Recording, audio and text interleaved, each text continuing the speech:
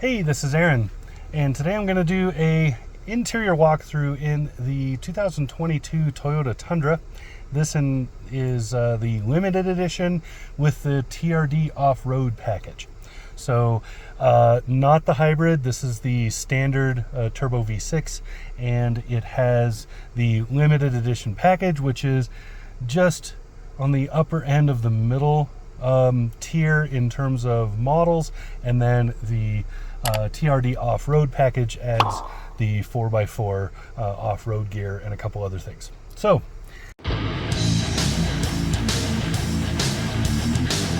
the Tundra is completely new this year, so everything is brand new, and I have a few beefs. I did an exterior talk about this earlier, and I pointed those out. I'll point out the interior ones again from in here. So let's just get started. So to begin with, over here we have the windows right here, and then of course you have the door locks here, window lock right there. This runs the side mirrors in the middle there. It is, whoops, I'm rolling down the window. Anyway, in the middle, this folds in the side mirrors in the middle there. It's automatic, and then this of course adjusts those side mirrors. And then I want to point out this shelf. This is huge. It's about as wide as my fingers, as my first four fingers, so about 4.5 inches right there. It is a big shelf. It tapers as it goes back. My only issue with it is that it is completely flat, so it actually hurts after a while because you're kind of digging your elbow back here into it to use it as an armrest, which is probably what it's intended for. And I imagine people who are shorter than me have a real issue with this thing. I just wish it was slightly canted this way. That's it.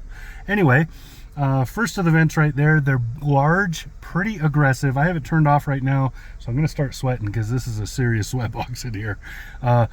It's very hot outside, but very large, and they put out a lot of volume, a good amount of air. It's pretty great. Also want to point out the side mirrors, which are way bigger than they look. You have really good visibility. See, as I move back and forth, lots of good sight. One of my issues though is you see the front of the truck right there, and you see how the bodywork moves inward. The corner of the truck is actually way right about there. It's a little visually off-putting. You not knowing the corner, like not being able to visually see where the corner is, makes maneuvering a little more difficult than it should be. But anyway, moving along, let's look over here. I skipped all of these. So here's your squid launcher for the back. You can turn that light on and off there. Here's the automatic high beams here. Here's the stop start. Cruise control, sort of. I don't know what this is called, actually. Oh, this is the brightness for the lights, for the dash lights. I'm sorry. It looks like a cruise control button. Over here is your odometer. Over here is your rear parking stuff. So got a trailer on, but you don't have it in trailer mode. You push this so that those things don't keep going off. Steering wheel heat here, and this turns the 12 volt, the 120 volt plug in the back of the bed on and off, so you can toggle it right there. Now at the steering wheel, over here you have telematics for, your telephone stuff. Most of the rest of this is running the driver information screen right there. Back and forth here, up and down there. Push this to say okay. There's a back button. Here's volume controls and voice recognition. Voice recognition is pretty clunky. It's old school. So it's the menu prompt, answer it, menu prompt, answer it. It's very slow and clunky. Over here you have cruise control stuff, and then in the middle, so you can see this actually changes your stereo modes. That's the mode for the stereo or input, and then this changes tracks and or channels. Then you have your following distance. Here's your lane keeping assist. This turns the cruise control on and off. This cancels it, and then you can see the set and resume going up and down. These also change the speeds on the electronics, so you can speed it up or slow it down using just these. I like this button layout because you know where your thumb is. You can feel it.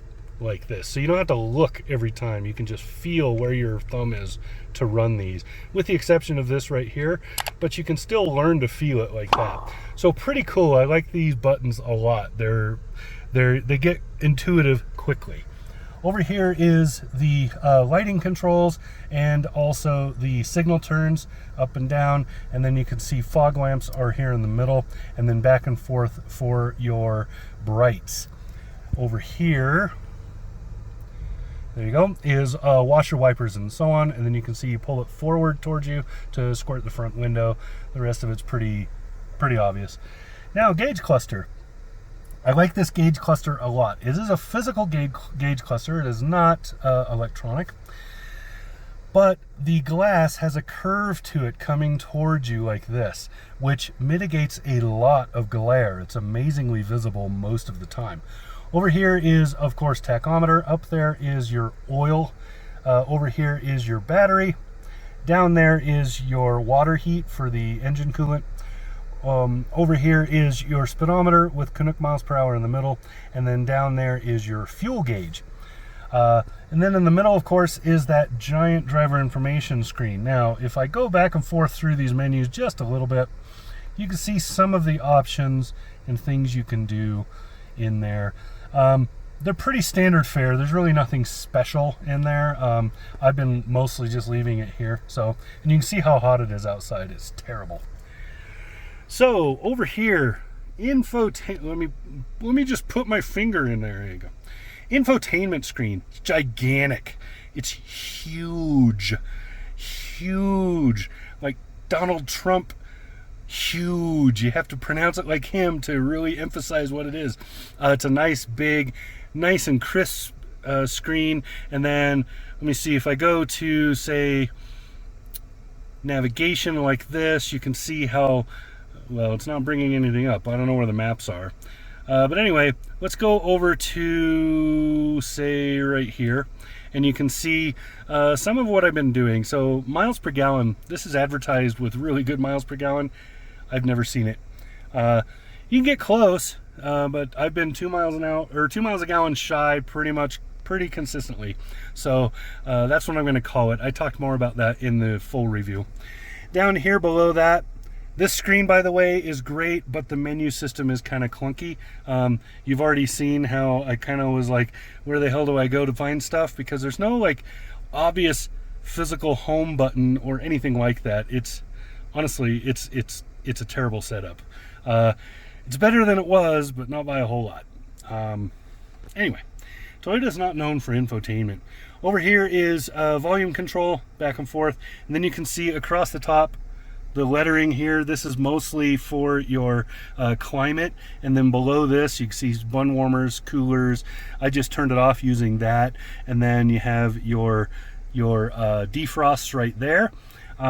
Good placement for those, because most of these, when your hands are cold or you have gloves on, it's hard to hit the right button. But those two, because they're right next to each other, you're probably going to be pushing both of them anyway. So good placement there. And then you can see the USB plug up here. There's also wireless charging and some other stuff. Down here you got trailering and trailer brake control right there. So your gain is over here, and then this is just basically saying I have a trailer. This turns on the camera view. This turns off traction control. This is the Duke's lights. And then this is a locking rear differential. For a long time, the Tundra did not have that, much to many people's extreme unhappiness. Wireless charger, like I said here, you can actually get 2 phones across, but only one can charge. And then you have kind of a like a storage spot right here for stuff. You have your drink holders right here. Shifter is right here. Parking brake is here, but you could just set it to automatic, so you never have to touch this again. It just sets it when you put it in park, takes it off when you pull it out of park. And then you can see the launch control there, the hill hold. And then here's your 4-wheel drive controls. Pretty obvious and straightforward. Nothing hard to do. Push this button and slide. That's it. And then you have drive modes. Drive modes in this are, so you have to push the button to, so the way this works, you toggle what you're trying to do, and then you use this to change it. You have sport, normal, and eco. Sport mode seems to add a little bit of oomph. I think it just gets more aggressive with transmission mapping. And then the eco mode just gets sluggish a little bit, but not a ton. And then your tow haul modes, when you go to that puts you in tow haul. And then you have your crawl mode for off-road and MTS. So most of the time you're just going to be using drive modes or nothing, because this knob, nice placement, but honestly you almost never use it. Drink holders I mentioned already. You have this cool console. This actually slides open for access, or where's the button? I found it earlier. There you go. Or you push the button on the corner there and you get inside for access. There's some more USB, some coin holders, a few other things in there. And then it's nice and big, and I like these dual armrests with the trays in the middle, because these trays are highly useful. More drink holders here for somebody in the back or you. And then you can see the dash, big and square, going with that overall Toyota look of everything should be as giant as possible. It's kind of the Toyota thing now for their trucks and SUVs. So blocky is in. And then you can see what the door panels look like from afar. Now the back seats. This is a crew cab. Back seats are ginormous. Very, very well done. In fact, in my opinion, the back seat is better than the front seat. The reason I say that is because these front seats need some bolstering. I slide all over the place in these things, and I'm a big dude. Really needs some work. A couple other things on this. It has that rear view there that can be toggled between a regular rear view mirror and this camera view. I really love those. I like the overall design and feel of this truck. It is well done. I just have those handful of complaints. I talked about more complaints on the full walk around. Get into that on that video. I'll try to link it. So I think that's pretty much it. I'm starting to really sweat because this truck, this cab has become a hot box because it's terrible. Shouldn't say hot box, that's a reference. But anyway, it is very hot in here. So I think I'm going to wrap this up. This is the 2022 Toyota Tundra limited edition with the TRD off-road package. This has been Aaron. Talk to you again soon. Subscribe.